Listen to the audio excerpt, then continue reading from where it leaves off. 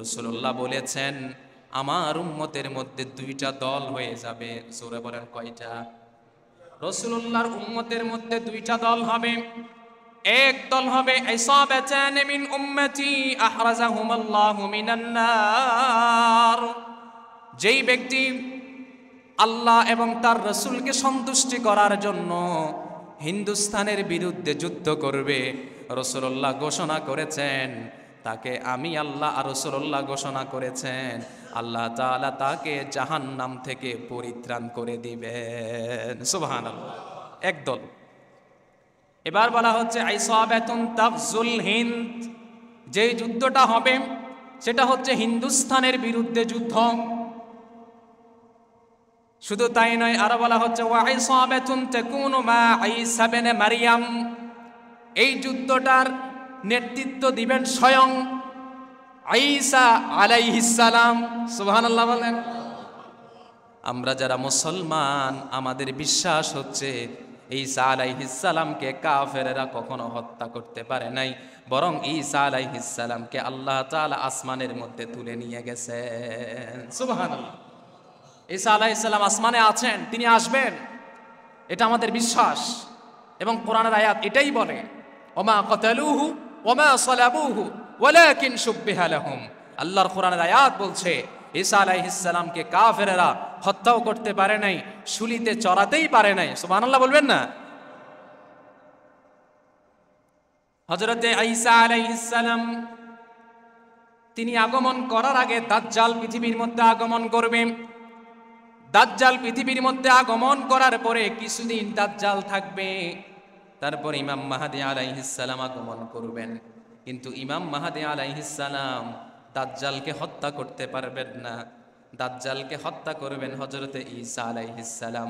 হযরতে ঈসা আলাইহিস সালাম তিনি দামেস্কের মসজিদের মিনারায় তিনি অবতরণ করবেন, সেখানে আসরের নামাজ আদায় করবেন। আসরের নামাজ আদায় করার পরে যারা হিন্দুস্তানের বিরুদ্ধে যুদ্ধ করবে তারা ঈসা আলাইহিস সালামের সৈনিক হয়ে যাবে। ঈসা আলাইহিস সালাম তাদেরকে নিয়ে একসাথে তিনি দাজ্জালকে হত্যা করবেন। সুবহানাল্লাহ। আল্লাহু আকবার বলেন। আমরা ঈসা আলাইহিস সালামের সৈনিক হতে চাই কি চাই না? ঈসা আলাইহিস সালাম আসবেন, তিনি আগে নবী ছিলেন, কিন্তু এখন যে আসবেন তিনি নবী হিসাবে নয়, বরং তিনি আমাদের নবীর উম্মত হিসাবে পৃথিবীর মধ্যে আগমন করবেন। আল্লাহু আকবার বলেন। দেখেন, নবী হয়ে আমাদের নবীর উম্মত হয়ে পৃথিবীর মধ্যে আগমন করছেন। আমাদের নবীর সম্মান কম না বেশি? আল্লাহ তাআলা আমাদেরকে আমাদের নবীর উম্মত বানিয়েছেন, এজন্য আমরা শুকরিয়া আদায় করে পড়ি আলহামদুলিল্লাহ। 2 নম্বর হাদিস, হাদিসটি বর্ণনা করেছেন আবু হুরায়রা। قال وعدنا رسول الله صلى الله عليه وسلم, রাসূল আমাদের সাথে ওয়াদা করেছেন গজওয়াতুল হিন্দি فإن أدركتها أنفق فيها نفسي ومالي। রাসূল আমাদের সাথে ওয়াদা করেছেন যারা হিন্দুস্তানের বিরুদ্ধে যুদ্ধ করবে, এখানে একটা শব্দ উনফিক ফিহা নাফসি ওয়া মালি, মুফাসসিরিন ইকরাম এই শব্দটাকে ব্যাখ্যা করতে গিয়ে হযরত আবু বকর সিদ্দিক রাদিয়াল্লাহু তাআলা আনহুর উপরে নিসবত করেছেন। অর্থাৎ আবু বকর উপরে নিসবত করে বলছেন আবু বকর যদি বেঁচে থাকতেন নিজের সম্পদ দিয়ে, নিজের জান দিয়ে, নিজের মাল দিয়ে তিনি হিন্দুস্তানের বিরুদ্ধে যুদ্ধ করতেন। সুবহানাল্লাহ বলেন। এবং বলা হচ্ছে ওয়া ইন কুতিলতু কুনতু আফদালাশ শুহাদাই ওয়া ইন রাজাতু ফাআনা আবু হুরায়রা। আবু হুরায়রা কি চমৎকার করে বলছেন, আবু হুরায়রা বলছেন যদি আমাকে হত্যাও করা হয়, যদি আমাকে শহীদ করা হয়, তবে এটাই হচ্ছে আমার জন্য সর্বোত্তম। সুবহানাল্লাহ। হিন্দুস্তানের বিরুদ্ধে যুদ্ধ করতে গিয়ে যদি আমাকে শহীদ করা হয়, যদি আমাকে হত্যা করা হয়, তবে আমি আবু হুরায়রা বলছে এটা আমার জন্য সর্বোৎকৃষ্ট। সুবহানাল্লাহ বলেন। আমরা কি আবু হুরায়রার থেকে মানে বড় না ছোট? কথা বলে না, বড় না ছোট? আবু হুরায়রার মনোমর্যাদা কতটুকু কল্পনা করা যায়? সে আবু হুরায়রা খুশি হয়ে গেছে, আমাদের খুশি হওয়ার দরকার আছে না নাই? ওয়া রাহমাতুল্লাহি ওয়া বারাকাতুহু। إن الحمد لله نحمده ونستعينه ونستغفره ونؤمن به ونتوكل عليه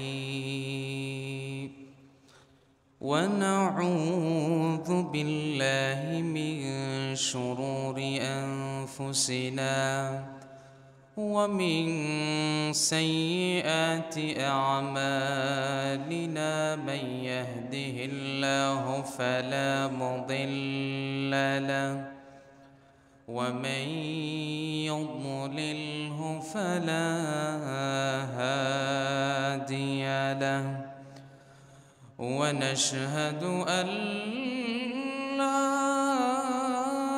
إله إلا الله وحده لا شريك له الذي أرسله بالحق بشيرا ونذيرا وداعيا إلى الله بإذنه وسراجا وقمرا منيرا أما بعد فقد قال الله تعالى في كلامه المجيد وفرقانه الحميد সবাই পড়ি আউযু বিল্লাহি মিনাশ শাইতানির রাজীম বিসমিল্লাহির রাহমানির রাহিম ইন্নাল্লাহা ওয়া ملائكته يصلون على النبي يا أيها الذين آمنوا صلوا عليه وسلموا تسليما اللهم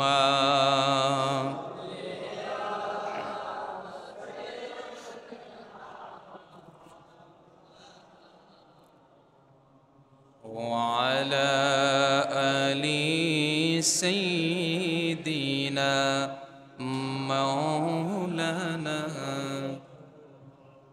আল্লাহ তুমি দয়া করো নসিব করো মদিনা নবীজিকে না দেখাইয়া কবরেতে নিও না আল্লাহুম্মা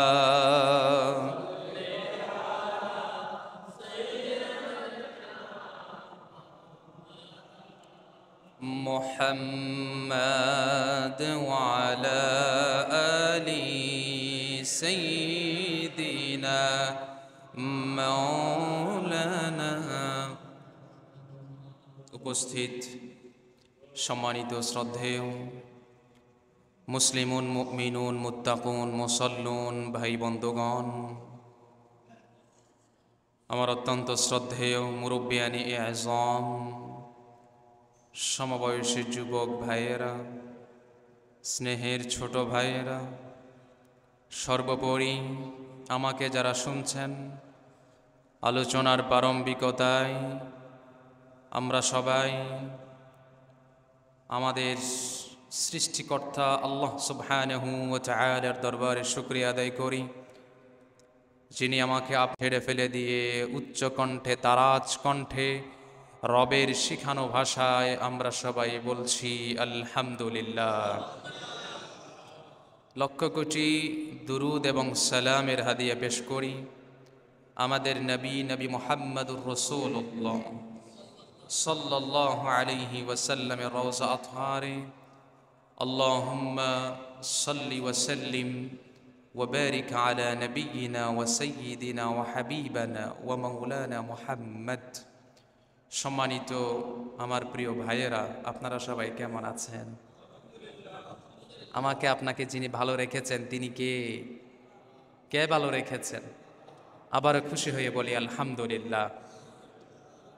আজকের জুমাতে আমরা সংক্ষিপ্ত সময়ে শুনবার চেষ্টা করব গাজওয়াতুল হিন্দ, একটি যুদ্ধের কথা। নবী করিম সাল্লাল্লাহু আলাইহি ওয়াসাল্লাম ভবিষ্যৎবাণী করেছেন। এই যুদ্ধের আদ্যপান্ত আমরা জানবার চেষ্টা করব এবং আলোচনার ইতি টানতে গিয়ে আমরা ভারত মুসলমানদের উপরে যে অগ্রাসন চালাচ্ছে এটার বিস্তারিত কোরআন এবং হাদিস থেকে আমরা জানব, হৃদয়ে ধারণ করব এবং বাংলাদেশ তথা আমার প্রিয় মাতৃভূমির প্রতি আমরা সকলেই ভালোবাসায় উজ্জীবিত হব ইনশাআল্লাহ। প্রথম আমরা জেনে নেই গাজওয়াতুল হিন্দ এটা আসলে এর পরিচয় কি। এটা আমরা অনেকেই শুনে থাকি গাজওয়াতুল হিন্দ। একটু বলেন আমার সাথে, কি নাম? গাজওয়াতুল হিন্দ। গাজওয়া মানে হচ্ছে যুদ্ধ। এই যুদ্ধের কথা এখন যখন আমরা শুনছি, যারা শুনবেন কয়েকজনের মনে ভয় লেগে যাবে। যুদ্ধ মানে তো এখানে হতাহতের সম্ভাবনা, ভয় লেগে যাবে। কিন্তু এই যুদ্ধের সেনাপতির দায়িত্ব পালন করেছেন স্বয়ং রহমাতুল লিল আলামিন। সুবহানাল্লাহ বলেন। যেই যুদ্ধের সেনাপতি আমার রসুল করতে পারেন, তো সেই যুদ্ধে কি আমরা অংশগ্রহণ করতে পারি না? এবং সেই যুদ্ধে যদি কেউ অস্বীকার করে, আল্লাহর কোরআনের আয়াত দ্বারা প্রমাণিত, তার ইমানই থাকবে না। কেউ যদি মনে করে ইসলামের মধ্যে যুদ্ধ বিগ্রহ নাই, তাহলে তার ইমানও থাকবে না, কারণ সে কোরআন মানতেছে না। কোরআনের মধ্যে যুদ্ধের কথা এসেছে, শখানিকের উপর আয়াত সরাসরি যুদ্ধের ব্যাপারে এসেছে। যে কেউ যদি যুদ্ধ বিগ্রহ এগুলোর সাথে ইসলামের কোনো সম্পর্ক নাই এমন মনোভাব যদি কেউ তৈরি করবার চেষ্টা করে, তাহলে তাকে মুসলমানই বলা দুষ্কর হয়ে যাবে। আল্লাহ তাআলা আমাদেরকে বুঝবার তৌফিক দান করুন। সময় যেহেতু সংক্ষিপ্ত, আলোচনার দিকে আমরা প্রবেশ করি। গাজওয়াতুল হিন্দ এটা আসলে কি? এটার মানে হচ্ছে হিন্দুস্তানের বিরুদ্ধে যুদ্ধ করা। গাজওয়াতুল হিন্দ। নবী করিম সাল্লাল্লাহু আলাইহি ওয়াসাল্লাম তিনি ভবিষ্যৎবাণী করেছেন এই গাজওয়াতুল হিন্দ ঘটবে। এবং যদি আমরা একটু ইতিহাস থেকে জানবার চেষ্টা করি, তাহলে আমরা দেখব হযরত ওমর ইবনুল খাত্তাব রাদিয়াল্লাহু আনহু তিনি অর্ধ পৃথিবীর শাসন করেছেন। তিনার চেয়ে বড় শাসক কেউ ছিল না, যিনি অর্ধ পৃথিবী শাসন করেছেন। সুবহানাল্লাহ বলবেন না? যে বড় পৃথিবী দেখছেন, আমাদের যে শাসকরা আছে তারা শুধু বাংলাদেশের শাসক।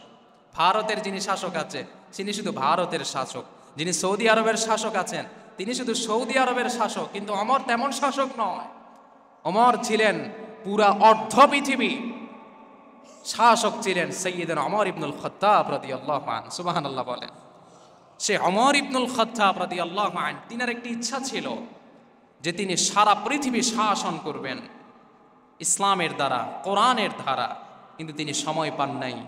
একজন মাজুসি মূর্তি পূজারী ওমর ইবনুল খাত্তাব যখন ফজরের নামাজ পড়ছেন, তিনার নাভির মধ্যে স্টেবিং করে একজন মূর্তি পূজারী ওমর ইবনুল খাত্তাবকে শাহাদাতের পেয়ালা পান করিয়েছে। ইন্না লিল্লাহি ওয়া ইন্না ইলাইহি রাজিউন। সম্মানিত মুসল্লিয়ানি কারাম, এই গাজওয়াতুল হিন্দ সম্পর্কে আপনাদেরকে আমি ধারাবাহিকভাবে কয়েকটি হাদিস শোনাবো। এক নম্বর হাদিস বর্ণনা করেছেন হযরতে সাওবান রাদিয়াল্লাহু আনহু। তিনি বলছেন, মাওলা রাসূলুল্লাহ সাল্লাল্লাহু আলাইহি ওয়াসাল্লাম قال قال رسول الله صلى الله عليه وسلم عصابتان من أمتي أحرزهم الله من النار عصابة تغزو الهند وعصابة تكون مع عيسى بن مريم عليهم السلام। ওমর ইবনুল খাত্তাব রাদিয়াল্লাহু তাআলা আনহু তিনারও একটা হাদিস রয়েছে, কিন্তু হযরত সাওবান চমৎকার এক হাদিস বর্ণনা করছেন। তিনি বলছেন রাসূলুল্লাহ বলেছেন, আমার উম্মতের মধ্যে দুইটা দল হয়ে যাবে। সূরা বলেন কয়টা? রাসূলুল্লাহর উম্মতের মধ্যে দুইটা দল হবে। এক দল হবে ইসাবাতান মিন উম্মতি আহরাজাহুমুল্লাহু মিনান নার, যেই ব্যক্তি আল্লাহ এবং তার রাসূলকে সন্তুষ্টি করার জন্য হিন্দুস্তানের বিরুদ্ধে যুদ্ধ করবে, রাসূলুল্লাহ ঘোষণা করেছেন তাকে আমি আল্লাহ আর রাসূলুল্লাহ ঘোষণা করেছেন আল্লাহ তাআলা তাকে জাহান্নাম থেকে পরিত্রাণ করে দিবেন। সুবহানাল্লাহ। একদল। এবার বলা হচ্ছে আইসাবাতুন তাগজুল হিন্দ, যে যুদ্ধটা হবে সেটা হচ্ছে হিন্দুস্তানের বিরুদ্ধে যুদ্ধ। শুধু তাই নয়, আরো বলা হচ্ছে ওয়া আইসাবাতুন তাকুনু মা ঈসা ইবনে মারইয়াম, এই যুদ্ধটার নেতৃত্ব দিবেন স্বয়ং ঈসা আলাইহিস সালাম। সুবহানাল্লাহ বলেন। আমরা যারা মুসলমান, আমাদের বিশ্বাস হচ্ছে ঈসা আলাইহিস সালামকে কাফেররা কখনো হত্যা করতে পারে নাই, বরং ঈসা আলাইহিস সালামকে আল্লাহ তাআলা আসমানের মধ্যে তুলে নিয়ে গেছেন। সুবহানাল্লাহ। ঈসা আলাইহিস সালাম আসমানে আছেন, তিনি আসবেন, এটা আমাদের বিশ্বাস। এবং কোরআনের আয়াত এটাই বলে ওমা কাতালুহু ওমা সালাবুহু ওয়ালাকিন শুববিহা লাহুম। আল্লাহর কোরআনের আয়াত বলছে ঈসা আলাইহিস সালামকে কাফেররা হত্যাও করতে পারে নাই, শুলিতে চড়াতেই পারে নাই। সুবহানাল্লাহ বলবেন না? হযরতে ঈসা আলাইহিস সালাম তিনি আগমন করার আগে দাজ্জাল পৃথিবীর মধ্যে আগমন করবে। দাজ্জাল পৃথিবীর মধ্যে আগমন করার পরে কিছুদিন দাজ্জাল থাকবে, তারপর ইমাম মাহদী আলাইহিস সালাম আগমন করবেন। কিন্তু ইমাম মাহদী আলাইহিস সালাম দাজ্জালকে হত্যা করতে পারবেন না। দাজ্জালকে হত্যা করবেন হযরতে ঈসা আলাইহিস সালাম। হযরতে ঈসা আলাইহিস সালাম তিনি দামেস্কের মসজিদের মিনারায় তিনি অবতরণ করবেন, সেখানে আসরের নামাজ আদায় করবেন।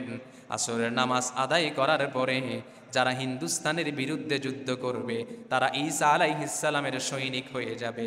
ঈসা আলাইহিস সালাম তাদেরকে নিয়ে একসাথে তিনি দাজ্জালকে হত্যা করবেন। সুবহানাল্লাহ। আল্লাহু আকবার বলেন।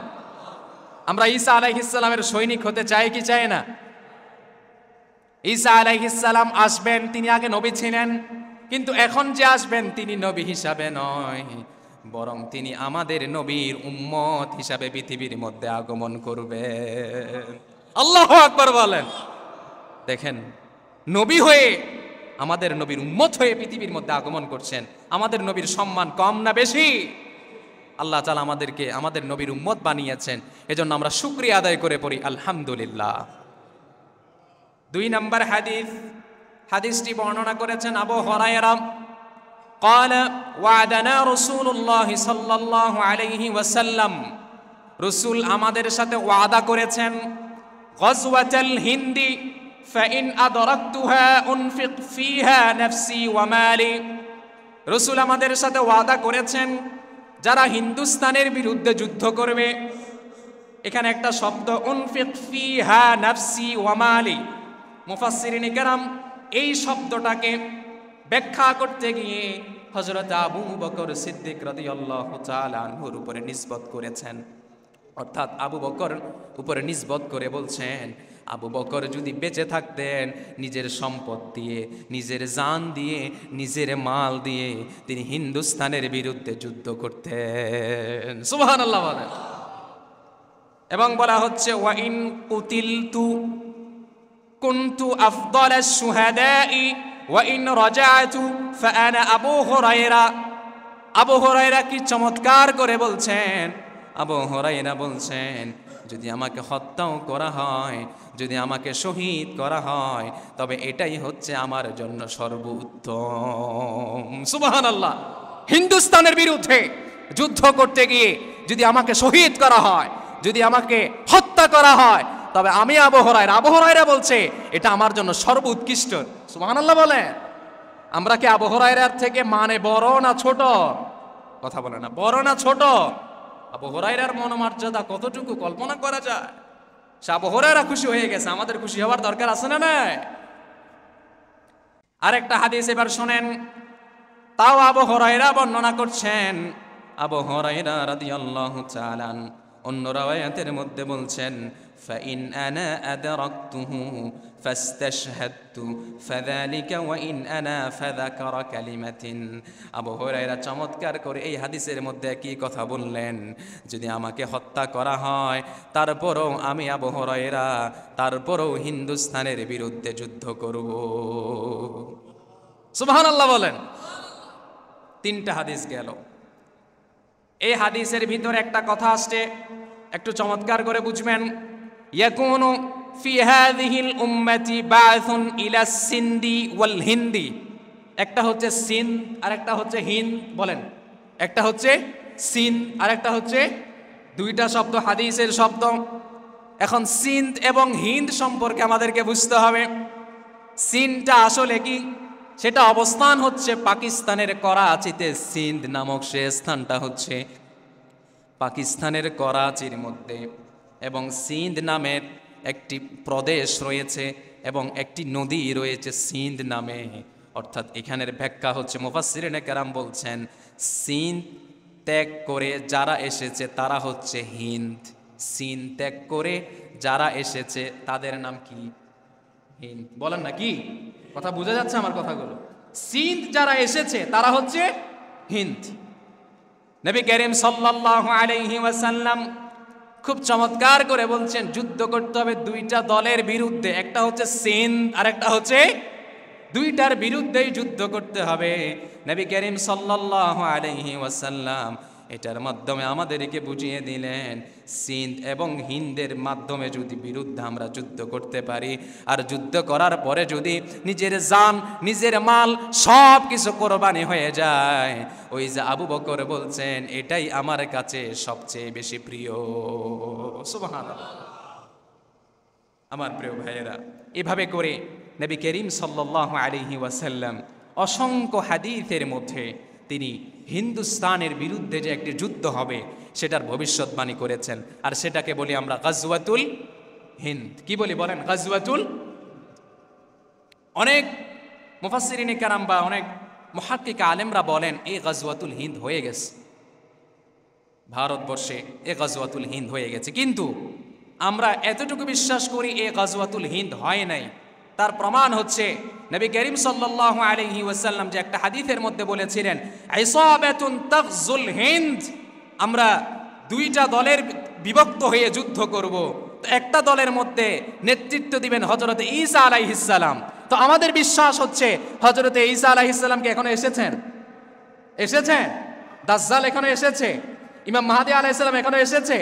তিনারা যেহেতু আসে নাই, অতএব যেহেতু বলা হচ্ছে তিনাদের নেতৃত্বে এই গজওয়াতুল হিন্দ হবে, তাহলে আমাদের বিশ্বাস এই গজওয়াতুল হিন্দ এখনো হয় নাই, ভবিষ্যতে হবে ইনশাআল্লাহ। আমরা প্রস্তুত আছি না নাই? মুসলমান 200 কোটির উপরে মুসলমান, আমার দেশে 14 কোটির উপরে মুসলমান। এই 14 কোটি মুসলমান এখনো ঘুমিয়ে আছে। এই 14 কোটি মুসলমানকে যদি একবার জাগ্রত করা হয়, তাহলে দেখা যাবে ওই ভারতের লাল কেল্লার মধ্যে কালিমার পতাকা উড়িয়ে দিবে। ঠিক কিনা বলেন? স্তব্ধ রাখা যাবে না মুসলমানদেরকে। ঘুমিয়ে আছে, মুসলমানদেরকে জাগাবেন না। যদি একবার জাগিয়ে দেন, সিংহ ঘুম যায়। সিংহকে যখন জাগিয়ে দেওয়া হয়, সিংহর কোনো অস্ত্র লাগে না। সিংহর যে একটা ঈমান আছে, সে ঈমানের তাকবীরের ধ্বনিতে ধ্বনিত হয়ে যখন সামনের দিকে অগ্রসর হবে, তখন সিংহকে আর বেঁধে রাখতে পারবেন না। তখন দেখা যাবে পুরো ভারত বাংলাদেশ দখল করে নিবে ইনশাআল্লাহ। ঠিক কিনা বলেন? আমরা দেখি সোশ্যাল মিডিয়ার মধ্যে বাংলাদেশে নাকি শান্তি বাহিনী পাঠাবে। সিংহর বাংলাদেশ এখন খুব ভালো আছে। তারা হচ্ছে মূলত কেমন জানেন? আমি একটা উদাহরণ প্রায় দেই, আগেও দিতাম, এখনো দেই। বাংলাদেশ এখন তারা শান্তি বাহিনী পাঠাতে যাচ্ছে কোথায়? বাংলাদেশ। এটার মানে হচ্ছে বাংলাদেশে এখন সব খরগোশ বসবাস করছে, খরগোশকে শাসানোর জন্য শান্তি বাহিনী পাঠাচ্ছে। তাদের মনোভাব এমন, কিন্তু না, তারা শান্তি বাহিনী বলে বলে বাংলাদেশ আর হিন্দুস্তানের মধ্যে দাঙ্গা লাগিয়ে দিলে পরে তৃতীয় পক্ষ সেখানে ফায়দা হাসিল করতে পারবে। এটাই হচ্ছে তাদের টার্গেট। আল্লাহর কসম করে বলছে, বাংলাদেশে যত মুসলমান আছে, সমস্ত মুসলমান যদি একবার উজ্জীবিত হয়ে যায়, তাদেরকে আর দমিয়ে রাখা কখনো সম্ভব হবে না। ঠিক কিনা বলে? আমাদের যুবক ভাইদেরকে বলতো মোবাইল স্মার্টফোন তারা আসক্ত হয়ে গেছে, তাদেরকে দিয়ে আর কোনো কাজ হবে না, এভাবে বলা হয়েছে। তাদেরকে দিয়ে কি হবে? তারা চাইছে কোটা। আল্লাহ বলে কিসের কোটা? আমি গোটা দিব। তারা চাইছে, আল্লাহ বলে গোটা, আমি কোটা দিব না, গোটা তোমাদেরকে দিব। তো যিনি কোটার আন্দোলন করতে গিয়ে গোটা দিতে পারেন, তো আমাদের দেশ বাঁচাতে গেলেও আল্লাহ সারা ভারতের হিন্দুস্তান বাংলাদেশকে দখলে দিতে পারে কি পারে না?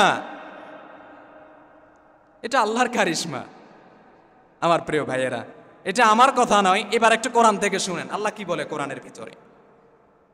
আল্লাহ সুবহানাহু ওয়া তাআলা বলছেন, ضربت عليهم الذلة أينما ثقفوا إلا بحبل من الله وحبل من الناس وباءوا بغضب من الله وضربت عليهم المسكنة। একটু মুহাব্বতের আওয়াজে বলেন আল্লাহু আকবার। ইহুদিদের ইতিহাস আল্লাহ তাআলা সেখানে একটা আয়াত কোট করেছেন। সেখানে আল্লাহ তাআলা বলছেন, ইহুদি যারা আছে তারা হচ্ছে সবগুলো পরগাছা। জমিনের মধ্যে গ্রাম্য মানুষ আছেন, জমিনের মধ্যে যখন চাষ করেন কিছুদিন পর পর ধানের ঘাসগুলো বেঁচে ফেলতে হয়, না হলে ধান কম হওয়ার সম্ভাবনা আছে। ধানের মধ্যে ধান না হয়ে যেটা গ্রাম্য ভাষায় চিটা বলে, এটা হওয়ার সম্ভাবনা আছে, ঘাসগুলোকে উপরে ফেলতে হয়। ও আমার ভাইরা, ঠিক তেমনিভাবে ইহুদি নামক যত রাষ্ট্র আছে সবগুলো হচ্ছে পরগাছা। আর একজনের উপরে ভর করে বাঁচে, আর একজন যতদিন তাদেরকে শেল্টার করবে ততদিন থাকতে পারবে। আরেক রাষ্ট্র যখন তাদেরকে শেল্টার করবে না, তারা ইতিহাস থেকে মুছে যাবে। সেটার একটা প্রামাণ্য ঘটনা যদি আমরা ইতিহাস থেকে শুনি, 1930 সালে তখন ফিলিস্তিন খুব বেশি আরামে ছিল, ভালোই ছিল, কিন্তু ফিলিস্তিনের মধ্যে কাপড় ছিল না। শুধুমাত্র চাষাবাদ করার জন্য ইসরায়েল বাহিনীরা একটু মাত্র ফিলিস্তিনের কাছে বুকটা ঠেকানোর জন্য, মাথাটা রাখার জন্য একটু জায়গা দিয়েছিল ফিলিস্তিনদেরকে, ইসরায়েলদেরকে। ইসরায়েল যখন ফিলিস্তিনে এসেছে একটু জায়গা দিয়েছে, ওই জায়গার মধ্যে চাষাবাদ করছে। তারপরে বলে আরো একটু দেন, তারপরে বলে আরো একটু দেন। গ্রাম্য ভাষায় বলে বসতে দিলে, কথা বলে না, বসতে দিলে। ঠিক তেমনিভাবে ইহুদিদেরকে ফিলিস্তিনের মধ্যে শুধুমাত্র চাষাবাদ করার জন্য একটু জায়গা দিয়েছে। তারপরে তারা আস্তে আস্তে করে দেখা গেছে পুরো ফিলিস্তিন তাদের দখলে নেবার চেষ্টা চলতেছে, ঠিক কিনা বলে। 1930 সালে তারা এসেছিল এবং 1940-এ হিটলার যখন 60 লাখ ইহুদিকে যখন হত্যা করেছে, পরবর্তীতে 1948 সালের 12ই মে 12:01 ইসরায়েল নামক রাষ্ট্রের ঘোষণা দেয়। ইসরায়েল বলে, আমরা ফিলিস্তিনের মধ্যে চাষাবাদ করতে আসি নাই, আমরা ফিলিস্তিনে আধিপত্য বিস্তার করতে এসেছি। ঠিক তৎক্ষণাৎ ফিলিস্তিনকে সাপোর্ট দিয়েছে আমেরিকা, অমুসলিম রাষ্ট্র, ইহুদি রাষ্ট্র। সে আমেরিকার সাপোর্টে বর্তমানে ইসরায়েল এখনো টিকে আছে। আল্লাহর কোরআনের আয়াত সূরা মায়েদার 51 নম্বর আয়াত যদি সত্য হয়ে থাকে, বুকে হাত দিয়ে বলবো, ওই ইসরায়েল ততক্ষণ থাকবে যতক্ষণ আমেরিকা সাপোর্ট করবে। আমেরিকার সাপোর্ট বন্ধ, ইসরায়েল সেকেন্ডে যিনি উড়িয়ে দিবেন তিনি কে? এটা আল্লাহর কোরআনের আয়াত। শুধু তাই নয়, এবার আল্লাহর কোরআনের আয়াত আরো কিছু আমরা শুনি। বর্তমানে সারা পৃথিবীর মধ্যে 3টা শক্তির লড়াই চলতেছে। জোরে বলেন কয়টা? কয়টা শক্তির লড়াই চলে? একটা হচ্ছে জিন্দাবাদ, কি বাদ বলেন? 2 নাম্বার হচ্ছে সাম্রাজ্যবাদ, 3 নাম্বার হচ্ছে আধিপত্যবাদ। এই 3টা বাদের ঝগড়া সারা পৃথিবীব্যাপী চলছে। 1 নাম্বার যেটা জিন্দাবাদ, সেটাই আমরা চাই, সেটাই আমার দেশের মাটি, মানুষ সবাই চাই। জিন্দাবাদের লড়াই, জিন্দাবাদের লড়াই তাকেই বলা হয় কারোর উপরে ভর করে আমরা চলবো না, আমাদের উপরেই আমরা ভর করে চলবো। এটাই হচ্ছে জিন্দাবাদের লড়াই। আল্লাহু আকবার বলেন। জিন্দাবাদ থাকবে, এই জিন্দাবাদের পক্ষে আমরা থাকতে চাই। এই জিন্দাবাদের লড়াই যদি আমরা সামিল হই, তাহলে এই জিন্দাবাদ জিতে যাবে ইনশাআল্লাহ। আর পরবর্তীটা হচ্ছে সাম্রাজ্যবাদ। সাম্রাজ্যবাদের এজেন্ডা হচ্ছে পশ্চিমা বিশ্বে। সাম্রাজ্যবাদ মুর্দাবাদ। সাম্রাজ্যবাদকে মেরে ফেলতে হবে, সাম্রাজ্যবাদকে টিকে থাকতে দেওয়া যাবে না আমার দেশ। 2 নাম্বার হচ্ছে আধিপত্যবাদ। ওই যে ফিলিস্তিনবাসীরা থাকতে দিয়েছিল ইসরায়েলকে, কিছুদিন পরে এসে পুরো ইসরায়েল দখল করতে যাচ্ছে। এখনো বর্তমানে ফিলিস্তিনিদের উপর আক্রমণ চলতেছে। ও আমার বাংলাদেশের মানুষেরা, যদি ওরকম ফিলিস্তিনের মতো ইসরায়েলের প্রতি যদি সহানুভূতি দেখান, তাহলে দেখা যাবে আগেকার সময়ে আলেমদেরকে ডান্ডা বেরি পরানো হয়েছে। আর আধিপত্য বিস্তার যদি বাংলাদেশে ঘটে যায়, আলেমদের একটা কথা বলে রাখি, আলেমদেরকে লটকায় লটকায় পিঠাবে, কারো কথা বলার মুখ থাকবে না। ঠিক কিনা বলে? আধিপত্যবাদ মুর্দাবাদ, সাম্রাজ্যবাদ মুর্দাবাদ। ওই আধিপত্যবাদ আর সাম্রাজ্যবাদের কাছে যদি মাথা ঠেকিয়ে দেন, তাহলে কিন্তু বড় বিপদ আমাদের জন্য অপেক্ষা করছে। আর যদি বলেন আমার দল নাই, আমার মত নাই, আমাদের সকলের একটাই পরিচয়, ধর্ম হিসাবে আমাদের পরিচয় ইসলাম, আর দেশ হিসাবে আমাদের পরিচয় আমরা বাংলাদেশী, এটার উপরে যদি ঐক্যবদ্ধ হয়ে যদি আমরা সবাই লড়াই করতে পারি, দেখবেন জিন্দাবাদেই টিকে যাবে। সাম্রাজ্যবাদ, আধিপত্যবাদ, এদেরকে যিনি দাফন করে দিবেন তিনি কে? পারবো তো ইনশাআল্লাহ। সম্মানিত মুসল্লিয়ানি কারাম, আল্লাহ সুবহানাহু ওয়া তাআলা সূরা জাসিয়ার 14 নম্বর আয়াতের মধ্যে বলছেন, قُل لِّلَّذِينَ آمَنُوا يَغْفِرُوا لِلَّذِينَ لَا يَرْجُونَ أَيَّامَ اللَّهِ لِيَجْزِيَ قَوْمًا بِمَا كَانُوا يَكْسِبُونَ। একটু মুহাব্বতের আওয়াজে বলেন আল্লাহু আকবার। আল্লাহ তাআলা রাসূলকে বলছেন, ইয়া রাসূলুল্লাহ, আপনি আপনার উম্মতদেরকে বলে দেন, ইয়াগফিরু লিল্লাযিনা লা ইয়ারজুনা আইয়ামাল্লাহ। যখন আল্লাহর দিন চলে আসে, কার দিন? জোরে বলেন, কার দিন? আল্লাহর দিন যখন চলে আসে, কারো কাছে ভালো লাগে, কারো কাছে খারাপ লাগে, ইয়া রাসূলুল্লাহ আপনি তাদেরকে বলে দিন, এখন বাংলাদেশে যেটা চলছে সেটা হচ্ছে আল্লাহর দিন। সেটা কার দিন বলেন? এতদিন যেটা ছিল সেটা হচ্ছে করুনুশ শয়তান, শয়তানের যুগ। আর এখন যেটা এসেছে সেটা হচ্ছে করুনুল্লাহ, এটা হচ্ছে আল্লাহর যুগ। আল্লাহর যুগ, আল্লাহ মানুষকে ক্ষমতা দেন। আল্লাহ বলেন চালাও চালাও চালাও। যখন মানুষ বিরোধিতা করে, মানুষ যখন অবাধ্য হয়ে যায়, আল্লাহ তখন বলে আমার পৃথিবী, আমার দেশ সব তো আমার, এবার তোমার কাছ থেকে ক্ষমতাটা আমি আল্লাহ নিয়ে নিলাম। যখন আল্লাহ ক্ষমতাটা নিয়ে নেয়, তখন আল্লাহর ক্ষমতাকে যদি কেউ দাবিয়ে দিতে আসে, তাদেরকে যিনি দাবিয়ে দিবেন আওয়াজ দিয়ে বলেন তিনি কে? এবার ইতিহাস থেকে শুনেন, বিগত 100 বছর শয়তানের যুগ ছিল। পরবর্তীতে 1924 সালে তুরস্কের মধ্যে ইসলামী খেলাফতকে যখন দাফন করে দেওয়া হলো, ঠিক তখনই কুফরি মতবাদ প্রতিষ্ঠা করা হলো। 2011 সালে আমাদের একটি বন্ধু দেশের মধ্যে আবারও কালিমার পতাকা যিনি উড়িয়ে দিয়েছেন তিনি কে? এর মাঝে বিগত 100 বছর যেটা ছিল এটা হচ্ছে শয়তানের যুগ। আবার 2021 সাল থেকে যেটা বাংলাদেশ নয় সারা পৃথিবীতে আল্লাহ দিচ্ছেন এবং পরবর্তী অন্য অন্য দেশগুলোতেও দিবেন, এটা হচ্ছে আল্লাহর দিন। এটা কার দিন? জোরে বলেন, কার দিন? প্রমাণ হচ্ছে সূরা জাসিয়ার 14 নম্বর আয়াত।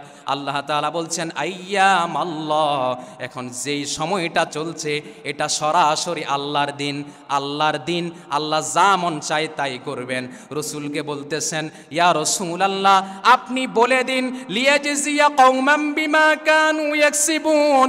হে রাসূলুল্লাহ আপনি বলে দিন ওই ব্যক্তিদেরকে যারা আল্লাহর দিন আসার পরে তাদের মন খুশি হয় না, তারা মনে মনে চিন্তা করে আল্লাহর দিন কেন আসলো। যারা এরকম চিন্তা করে, রসুলকে আল্লাহ বলতেছেন ইয়া রাসূলুল্লাহ আপনি তাদেরকে মাফ করে দিন, কারণ তাদেরকে যিনি শাস্তি দিবেন তিনি কে? আগে যা হয়েছে হয়েছে, কিন্তু আল্লাহর দিন যখন চলে এসেছে তখন আপনি পিছনে ফিরে যাওয়ার আর সুযোগ নাই। যা হয়েছে তা ভুলে যান, এবার আপমর তাওহীদি জনসার সাথে আপনি মিশে যান। তাহলে আপনাকে যিনি মাফ করবে তিনি কে? কথা কি বোঝা যায়? পরবর্তীতে আল্লাহ সুবহানাহু ওয়া তাআলা সূরা হাজ্জের 47 নম্বর আয়াতের মধ্যে বলছেন, কথাগুলো আপনাদের থেকে শুনলে মনে হবে কথাগুলো মনে হয় এখন নাজিল হচ্ছে। আল্লাহ তাআলা বলছেন, ওয়ায়াস্তা'জিলুনাকা বিল আযাব ওয়ালান ইয়াখলিফাল্লাহু ওয়া'দা ওয়া ইন্না ইয়াওমান 'ইনদা রাব্বিকা কাআলফি সানাতিন মিম্মা তা'উদ্দুন। চিৎকার দিয়ে বলেন আল্লাহু আকবার। আল্লাহ তাআলা খুব চমৎকার করে বলছেন, ইয়া রাসূলুল্লাহ, আপনি বলে দিন, যারা আল্লাহর দিন আসার পরে যারা অসন্তুষ্ট হয় তাদেরকে আপনি বলে দিন, ইয়া রাসূলুল্লাহ, তাদেরকে আপনি শুনিয়ে দিন, আমাদের দিন হচ্ছে 24 ঘন্টা। কত দিন? আর আল্লাহর দিন হচ্ছে কাআলফি সানাতিম মিম্মা তাউদ্দুন। আল্লাহর একদিন 24 ঘন্টা নয়, আল্লাহর একদিন 1000 বছরের মতো। সুবহানাল্লাহ। আল্লাহর দিন যখন শুরু হয়ে যায় সেটা আর 24 ঘন্টা থাকে না, সেটা একদিন হয়ে যায় 1000 বছরের মতো। সুবহানাল্লাহ বলবেন না? আল্লাহু আকবার বলেন। এখন সারা পৃথিবী ব্যাপী যেখানে যেখানে স্বাধীন হচ্ছে সেখানে কার দিন শুরু হচ্ছে? আল্লাহর দিন। আল্লাহর দিন যেখানে শুরু হচ্ছে সেটা কি এখন আর কখনো শেষ হওয়ার সম্ভাবনা আছে? আল্লাহ কবুল করুন, বলেন আমিন। আল্লাহ তাআলা অন্যত্রে বলছেন, ওয়া কাআইয়িম মিন ক্বরিয়াতিন আমলাইতু লাহা ওয়া হিয়া যালিমাতুন সুম্মা আখাযতুহা ওয়া ইলাইয়াল মাসির। জোরে বলেন আল্লাহু আকবার। আল্লাহ তাআলা বলছেন, অনেক জনপদ আমি আল্লাহ দেখেছি। কথা কার? কথা বলে না, কথা কার? আল্লাহ বলছেন, আমি অনেক জনপদ দেখেছি, ওই জনপদের মানুষকে আমি আল্লাহ তাআলা ছাড় দিয়েছি। আমলাইতু লাহা ওয়া হিয়া যালিমাতুন সুম্মা আখাযতুহা। আল্লাহ বলেছেন, আমি অনেক জনপদ দেখেছি, সেই জনপদের মানুষকে আমি আল্লাহ তাআলা অনেক দিন ছাড় দিয়েছি, কিন্তু ছাড় দেওয়ার পরে যখন আমি আল্লাহ তাআলা ধরেছি, ওয়া ইলাইয়াল মাসির, যখন আমি আল্লাহ ধরেছি তখন আর তাকে থাকতে দেই নাই। ওয়া ইলাইয়াল মাসির, আল্লাহ বলছেন তাকে আমি ফোর্স করে প্রত্যাবর্তন করিয়েছি। আল্লাহু আকবার বলবেন না? আমি অনেক জনপদ দেখেছি, সেই জনপদকে আমি আল্লাহ তাআলা ছাড় দিয়েছি। সুম্মা আখাযতুহা, আল্লাহ বলছেন তারপর যখন আমি ধরেছি, ওয়া ইলাইয়াল মাসির, আর থাকতে দেয় নাই, পালাতে বাধ্য করেছি। সুবহানাল্লাহ বলেন। কথা কার? আল্লাহর কথার মধ্যে কি কোনো সন্দেহ আছে? আল্লাহ তাআলা অন্যত্রে বলছেন, ওয়ালাকাদ আরসালনা মূসা বিআয়াতিনা আন আখরিজ কওমাকা মিনায-যুলুমাতি ইলান নূর। আল্লাহ তাআলা বলছেন, আমি একজন নবী পাঠিয়েছিলাম যার নাম হচ্ছে হযরতে মূসা আলাইহিস সালাম। সুবহানাল্লাহ বলেন। ওই মূসা আলাইহিস সালামের সময়ে আল্লাহ বলছেন, আমি একজন শাসক দিয়েছিলাম যার নাম হচ্ছে ফেরাউন। ওই ফেরাউন মূসা আলাইহিস সালামের উপরে দীর্ঘক্ষণ নয়, বিগত কয়েক বছর ধরে মূসা আলাইহিস সালামকে বিভিন্নভাবে কষ্ট দেওয়ার চেষ্টা করেছে। পরবর্তীতে আল্লাহ বলছেন, ওয়াযাক্কিরুহুম বিআইয়ামিল্লাহ, আমি যখন মূসা আলাইহিস সালামকে সাহায্য করলাম, ইন্না ফি যালিকা লাআয়াতিন লিকুল্লি সাব্বারিন শাকুর। ঠিক তৎক্ষণাৎ মূসা আলাইহিস সালামকে ফেরাউনের মধ্য থেকে, ফেরাউনের আধিপত্য থেকে, ফেরাউনের সাম্রাজ্যবাদীর শক্তি থেকে মূসা আলাইহিস সালামকে যিনি মুক্তি দিয়েছেন, আওয়াজ দিয়ে বলেন তিনি কে? আল্লাহ বলছেন, আমি মূসা আলাইহিস সালামকে সমস্ত রকমের আধিপত্য থেকে, সাম্রাজ্যবাদ থেকে আমি আল্লাহ মূসা আলাইহিস সালামকে মুক্তি করেছি। আর মূসা আলাইহিস সালামকে মুক্তি করে আমি যেই দিনটা দিয়েছি, ওয়াযাক্কিরহুম বিআইয়ামিল্লাহ, সেই দিনটা হচ্ছে সরাসরি আমি আল্লাহর দিন। সুবহানাল্লাহ বলেন। আর আল্লাহর দিনের লং কতটুকু? 1000 নয়, হাজার হাজার বছরেরও অধিক। সুবহানাল্লাহ বলবেন না? তো যেখানে আল্লাহর দিন শুরু হয়ে যায় সেখানে আর তাগুতের দিন, হিজবুশ শয়তানের দিন আসার কোনো সম্ভাবনা আপনারা শুনতেছেন ইদানিংকালে ফিলিস্তিনের উপরে খুব আক্রমণ হচ্ছে, কিন্তু আমরা আবার মাঝে মধ্যে কিছু ভালো সংবাদে শুনি যে না, ফিলিস্তিনের পক্ষে সবাই আছে আছে আছে সবাই বলে, কিন্তু কেউ থাকবে কেউ থাকবে না। কিন্তু হ্যাঁ, কোরআনের আয়াত প্রথমে যেটা তেলাওয়াত করেছি, দুরিবাত আলাইহিমুদ্দিল্লাহ আইনামা সুকিফু, এই আয়াত যদি সত্য হয়ে থাকে, একদিন না একদিন ফিলিস্তিনকে যিনি বিজয়ী করবেন তিনি কে? কে তিনি? আল্লাহর দিন আছে না নাই? আল্লাহর দিন আছে না নাই? ওয়াযাক্কিরহুম বিআইয়ামিল্লাহ, আল্লাহ বলছেন আমার দিন আছেই আছে, তবে কাউকে আমি খুব তাড়াতাড়ি দেই, কাউকে একটু পরে দেই, তবে আমার দিন আছেই। সুবহানাল্লাহ বলবেন না? অতএব ধৈর্য ধরতে হবে কার উপরে? জোরে বলেন কার উপরে? আল্লাহর উপরে যদি ধৈর্য ধরা যায় তাহলে আল্লাহ আমাদেরকে বিজয়ী দিবেন ইনশা। সেই বিজয় আমরা দেখতে চাই কি চাই না? চাই কি চাই না? এবার আল্লাহ তাআলা খুব চমৎকার করে সে কথা বলছেন, হুয়াল্লাযী আখরাজাল্লাযীনা কাফারু মিন আহলিল কিতাবি মিন দিয়ারিহিম লিআউয়ালিল হাশর। আল্লাহ তাআলা বলছেন, আমরা মনে করেছিলাম, আল্লাহর কোরআনের আমি তাফসিরের দিকে যাব না, সরাসরি বাংলা অনুবাদটা বলি। অনুবাদটা যদি শুনে, আল্লাহ বলছেন হুয়াল্লাযী আখরাজাল্লাযীনা কাফারু, কাফেরেরা মনে করেছিল, আল্লাহ তাআলা বলছেন কাফেরেরা মনে করেছিল, মিন আহলিল কিতাবি মিন দিয়ারিহিম লিআউয়ালিল হাশর, আল্লাহ তাআলা বলছেন কাফেরেরা মনে করেছিল তারা সেখানে চিরদিন থাকবে। আর আমার আল্লাহ তাআলা বলছেন মা যানানতুম আন ইয়াখরুজু, তারা মনে করে নাই তারা এখান থেকে চলে যাবে। ওয়া যান্নু আন্নাহুম মানিআতুহুম হুসুনুহুম মিনাল্লাহ, আল্লাহ তাআলা যখন চায়, যখন তিনি ইচ্ছা করেন, তখন তিনি যাকে পাঠাবেন, যাকে ক্ষমতার মসনদ থেকে সরাবেন, এটা শুধু আল্লাহ ইচ্ছা করলেই হয়ে যায়, আল্লাহ অর্ডার দেওয়া লাগে না। সুবহানাল্লাহ। শুধু তাই না, আল্লাহরা বলছেন وَقَذَفَ فِي قُلُوبِهِمُ الرُّعْبَ يُخْرِبُونَ بُيُوتَهُمْ بِأَيْدِيهِمْ وَأَيْدِي الْمُؤْمِنِينَ فَاعْتَبِرُوا يَا أُولِي الْأَبْصَارِ। আল্লাহ তাআলা আমাদেরকে জানিয়ে দিচ্ছেন, ও আমার বান্দারা, এটা শুধু আমি ফেরাউনের বেলায় করি নাই, এটা শুধু আমি নমরুদের বেলায় করি নাই।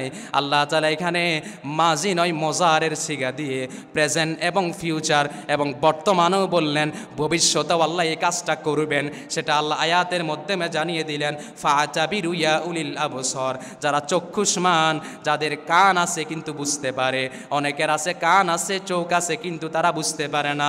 আল্লাহ আয়াতের মধ্যে বললেন যারা চক্ষুষ্মান, যারা আমি আল্লাহকে নিয়ে গবেষণা করতে চাই, আমি আল্লাহর সৃষ্টি সম্পর্কে গবেষণা করতে চাই, আল্লাহ তাআলা বলছেন আমি তাদেরকে যুগ যুগ ধরে দেখাবো কিভাবে আমি আল্লাহ ক্ষমতা দেই আবার ক্ষমতা নিয়ে ফেলি। সুবহানাল্লাহ। আল্লাহু আকবার বলবেন না? আল্লাহ পারে কি পারে না? আমার প্রিয় ভাইয়েরা, আমরা চাই আমাদের বাংলাদেশ একটি সমৃদ্ধশালী একটি বাংলাদেশ হবে। আমরা চাই কি চাই না? আলোচনার মাধ্যমে বুঝতে পারলাম গজওয়াতুল হিন্দ অবশ্যই হবে, তবে এই গজওয়াতুল হিন্দে নিজের জান দিয়ে, নিজের মাল দিয়ে যারা অগ্রণী ভূমিকা করতে পারবে তারা আবু বকরের সাথে জান্নাতি হবে, আবু হুরায়রার সাথে জান্নাতি হবে। সুবহানাল্লাহ বলেন।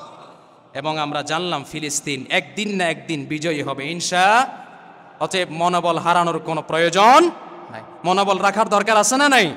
ইনশাআল্লাহ। অতএব যারা আমার বাবরি মসজিদকে ভেঙ্গে দিয়ে যারা রাম মন্দির তৈরি করবে, যারা আমার দেশের উপর অতর্কিত আক্রমণ করবে, তাদের সাথে মুসলমানদের কোনো সম্পর্ক, তাদের সাথে মুসলমানদের কোনো সম্পর্ক। তবে আমরা আল্লাহর কাছে দোয়া করি, আল্লাহ আমাদের দেশকে তুমি যাবতীয় শত্রু থেকে তুমি হেফাজত করো। আর একটু মহাব্বতের আওয়াজে বলেন আমিন। আলোচনা এতটুকুই। যারা সুন্নত পড়েন নাই 4 রাকাত সুন্নত।